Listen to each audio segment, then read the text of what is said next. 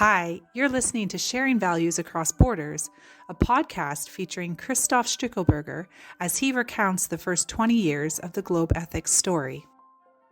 It's interesting when you start to unpack the notion of ethics within the context of Globe Ethics. There's ethics as in the exercising and the acting on values and kind of bringing these to life, but there's also really the academic sense, right? The study of ethics. Absolutely. How's the methodology kind of unfolded over the course of these 20 years in the network? Yeah, I think I need to say also a specificity of our network, and that is linked to your question, is it is very much process oriented.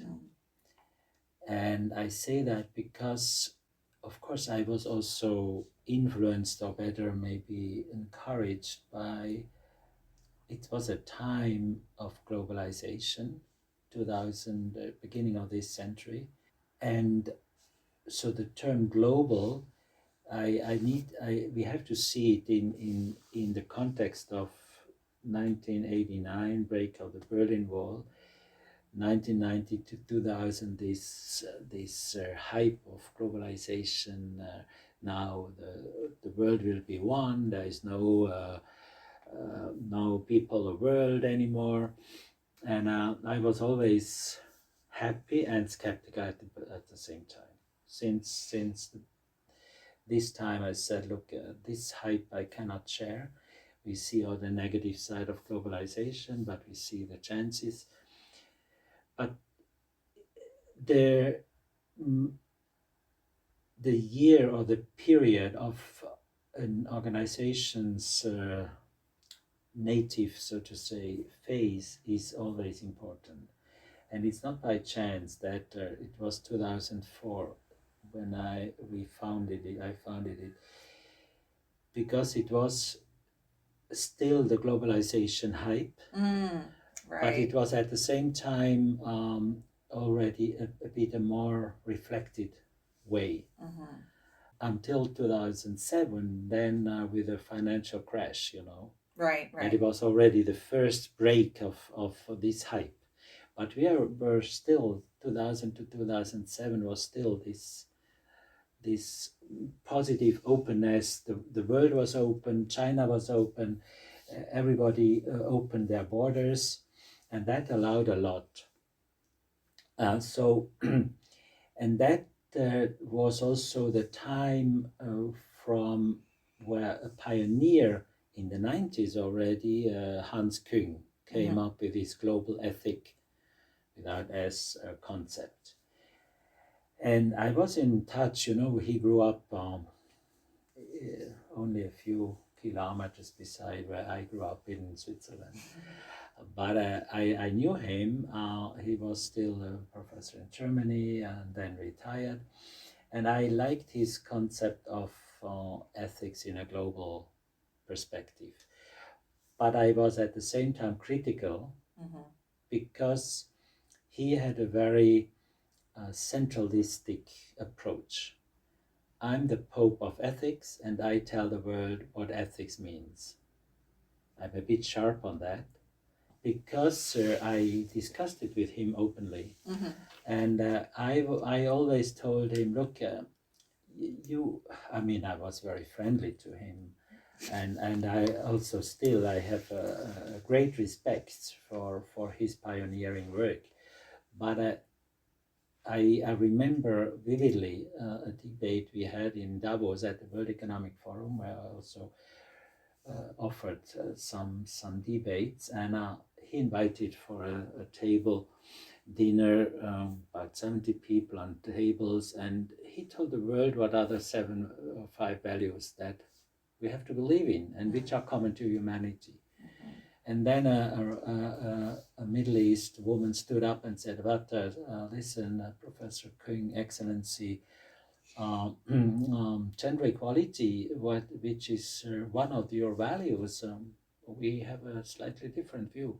No. This is the way that the world has to see the values.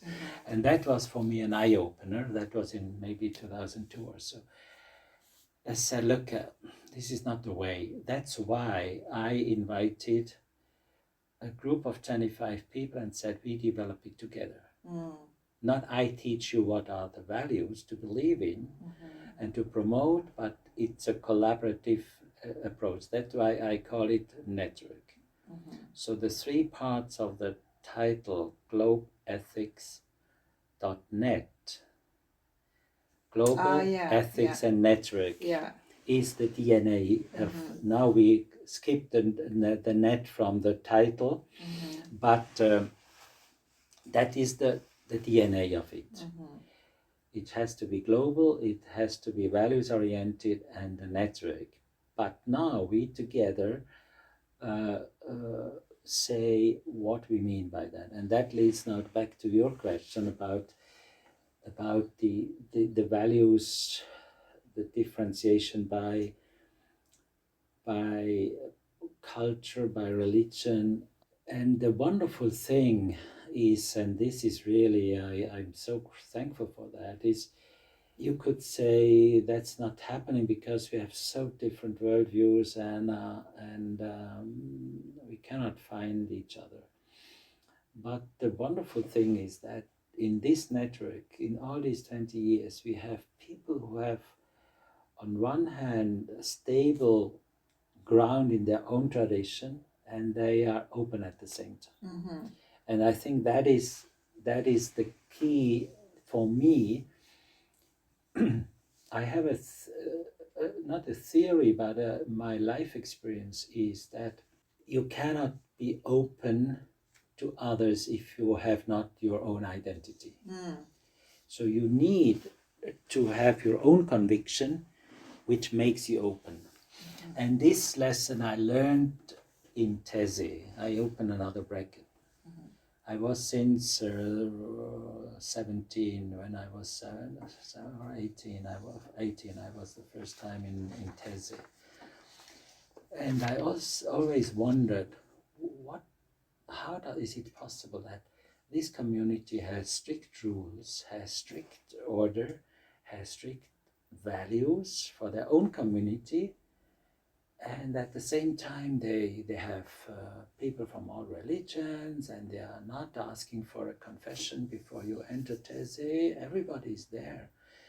I was in the first concilium 1970, 40,000 young people from all continents, and then you have a community in the center who does not ask you, do you want to pray? They just do it, and they leave it to you what you do. So this was for me a key element of enlightenment, so to say, okay, we can be open only if we are stable in or have some ground. So that's why Globe Ethics is not faceless. Yeah, anything goes, and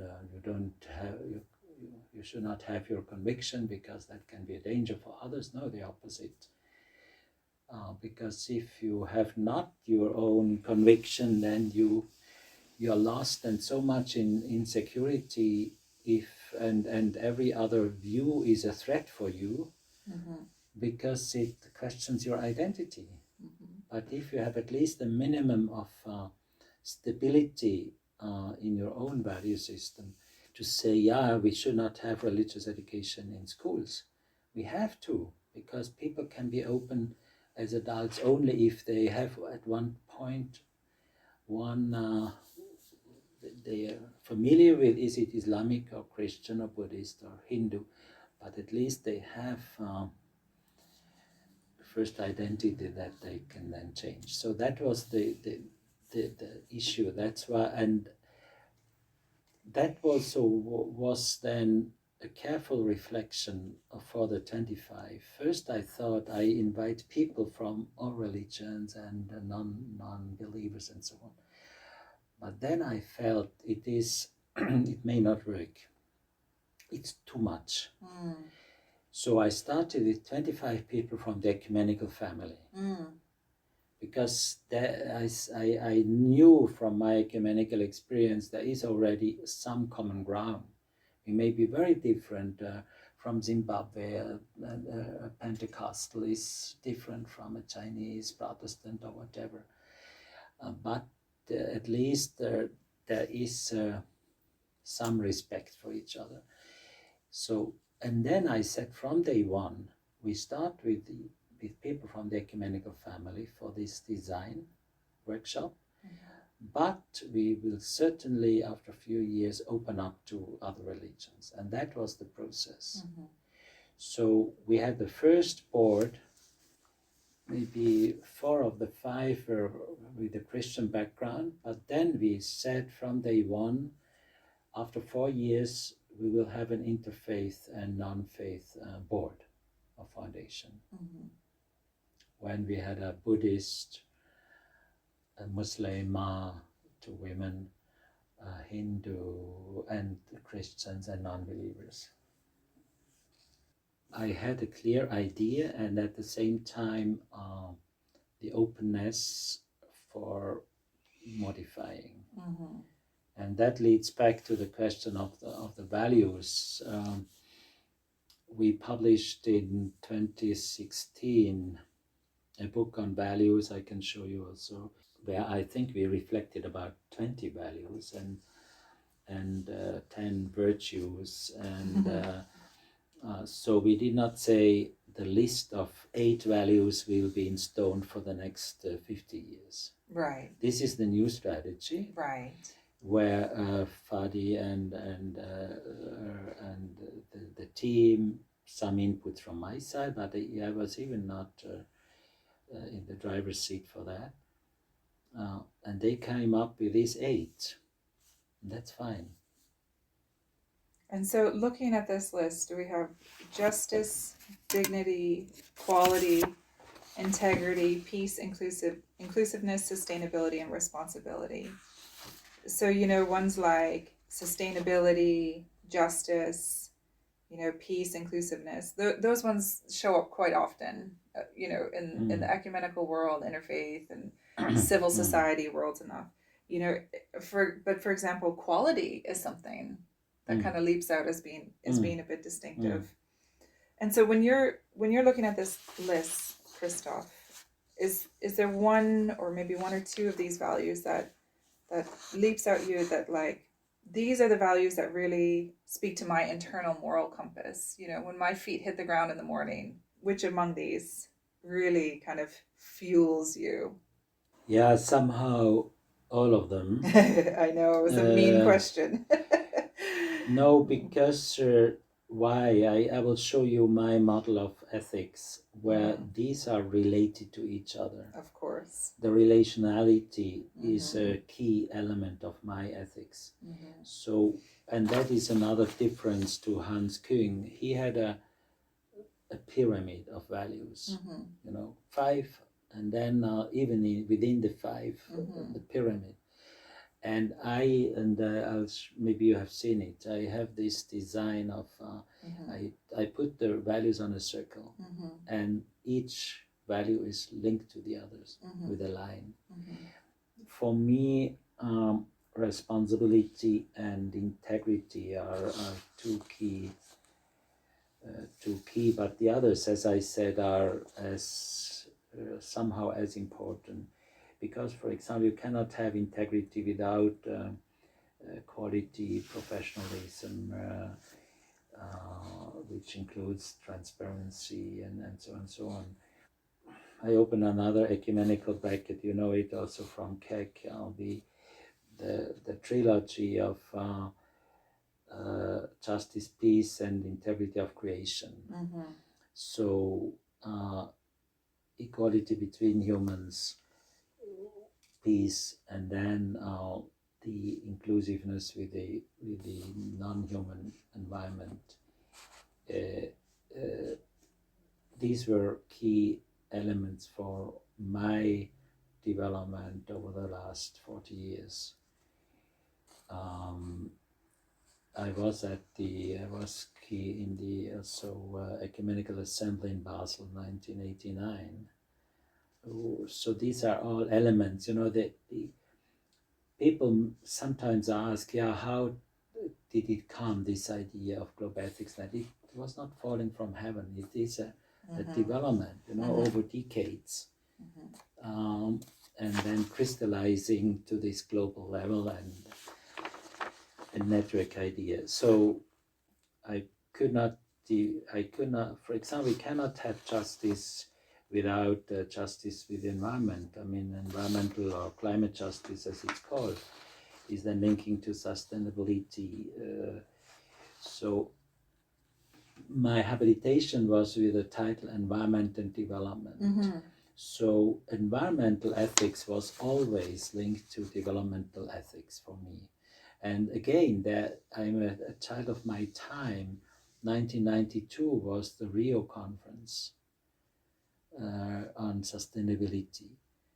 And I wrote my habilitation between 1992 and 1997. That was the follow-up, and I was reflecting what is the ethical reflection of the Rio call for development and environment. And there was still this struggle, very strong struggle between South and North. The South said, we have a development agenda, and you, the North, have an environmental agenda, which is fine, but we first need to develop. We cannot protect our forests. We need to have industry. We need to, and that was very violent contradiction. And that's why my title was Environment and Development. We cannot have one without the other.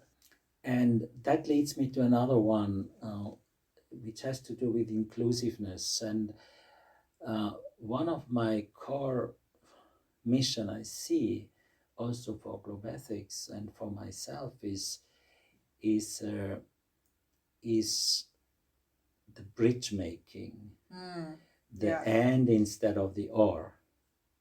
That is my profound conviction that we think it's a dialectical thinking that I have. We need to see so-called opposites as something that belongs together. I could go deep in that. I mean, it's really a deep philosophical question and theological question. But that's why then this sculpture with the balance of two persons on one string. I mean, you don't see it normally. You have just one walking on the string. But this is a key visualization of this, that we are together on a string, and we can only survive if we try to be together with opposites. For example, the opposite of freedom and justice. We can have a dictatorial justice where we say, the best is an autocracy, and in the autocracy, the autocrat defines what is just, as it was in the communist system and other systems, or religious theocracy.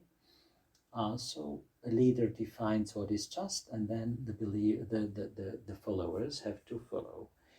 And equality is defined up top down. And the other one would say, no, that freedom overall, freedom of action. Now everybody can exploit the other if they want, or they have a good idea, free market. And from one of my theological reflection, and that was again my education, is freedom and justice cannot be separated. We need a balance between the two. So this idea of balancing opposite or so-called opposite values is a key element. So that's why I say these values cannot be separated from each other. Freedom is missing in the list, for example. I see that should be added in a way, but it shows that every list is selective. Your question by the way, for example, in my system, I would not have taken dignity as a value. because human dignity is above the values.